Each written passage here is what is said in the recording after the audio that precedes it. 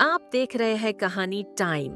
एक बार की बात है, एक गांव में बबलू नाम का बकरा रहता था। बबलू बहुत ही भोला और थोड़ी देर से समझने वाला था।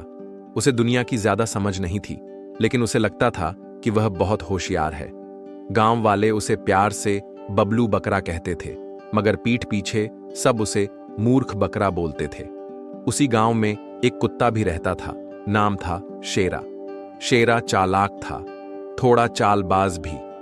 वह हर किसी से अपना काम निकलवाना जानता था, और जब उसे बबलू की मासूमियत का पता चला तो उसने सोचा, क्यों ना इसका फायदा उठाया जाए। एक दिन बबलू खेत में घास खा रहा था, तभी शेरा आया। अरे बबलू भैया, क्या आपसे एक जरूरी सलाह ले सकता हूँ? हाँ हाँ, क्यों नहीं। आखिर मैं कोई मामूली बकरा थोड़े ही हूँ। बताओ, क्या समस्या है? भैया, मुझे तो आप बहुत विद्वान लगते हो। आपके जैसे अनुभव वाले जानवर कम ही होते हैं। दरअसल मुझे अपने लिए एक बकरी चाहिए, शादी करनी है। क्या आप मेरी मदद कर सकते हैं? बबलू तो खुशी से फूल गया। उसे लगा कि अब वह बबलू बकरा से बबलू दूल्हा बनाने वाला गुरु बन जाएगा। बिल्कुल, मैं इस गांव की हर बकरी को जानता हूँ। चलो, मैं बात करता हूँ। शेरा ने बबलू से कहा कि वह चीकू बकरी को पसंद करता है, जो गांव की सबसे तेज और नखरीली बकरी थी। बबलू ने फौरन उससे जाकर बात की। चीकू बहन, शेरा कुत्ता तुमसे शादी करना चाहता है। बहुत ही शरीफ, समझदार और वफादार है। कुत्ता और मैं? बबलू भाई, क्या दिमाग खराब हो गया है तुम्हारा? बबलू को समझ नहीं आया कि कोई कुत्ते से शादी क्यों नहीं करना चाहेगा, लेकिन फिर भी वह बार बार कोशिश करता रहा। इधर शेरा आराम से बबलू को भेजता और खुद गली में बैठकर हड्डी चबाता। एक दिन शेरा ने नया पैंतरा चला। भैया बबलू, मुझे लगता है मेरी किस्मत में शादी नहीं लिखी। आपसे एक आखिरी मदद चाहिए। बिल्कुल, बोलो, मैं क्या कर सकता हूँ? मेरे लिए कुछ बकरियों को खेत में बुला दो।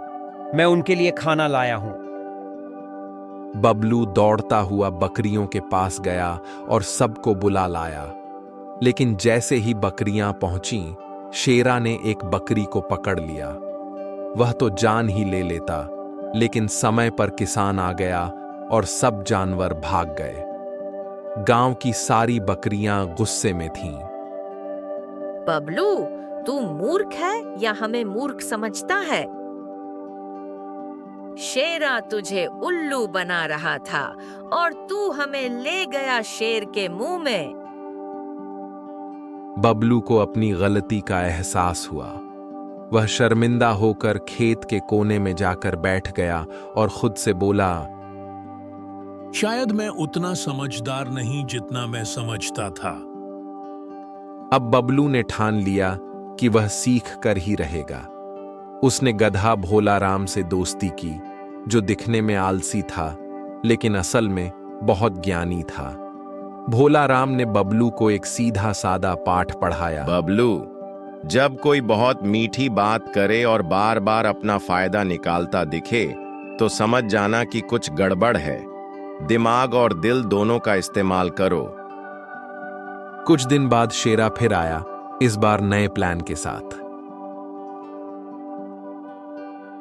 भैया बबलू, एक योजना है। खेत से खजूर चुरानी है। साथ दोगे? अब बबलू पहले जैसा भोला नहीं था। उसने शेरा से कहा, जरूर, मैं सबको लेकर आता हूं। लेकिन इस बार बबलू सीधा किसान के पास गया और सारी बात बता दी। किसान ने योजना बनाई और जैसे ही शेरा खजूर चुराने आया, उसे पकड़ लिया। अब गांव में सब जानवर बबलू की तारीफ करने लगे। चीकू बकरी बोली, बबलू अब समझदार हो गया है। भोला राम गद्दा बोला, देर आए दुरुस्त आए। हमें इस कहानी से यह सीख मिलती है कि पहला, हर मीठी बात करने वाला दोस्त नहीं होता। दूसरा, जो अपनी बुद्धि से नहीं सोचता वह बार बार धोखा खाता है। तीसरा, सीखना और सुधरना कभी बंद नहीं करना चाहिए। चौथा, भोलेपन और मूर्खता में फर्क होता है। इसी तरह की और मजेदार कहानियां देखने के लिए हमारे चैनल को अब भी सब्सक्राइब करें और बेल बटन को दबाना न भूलें।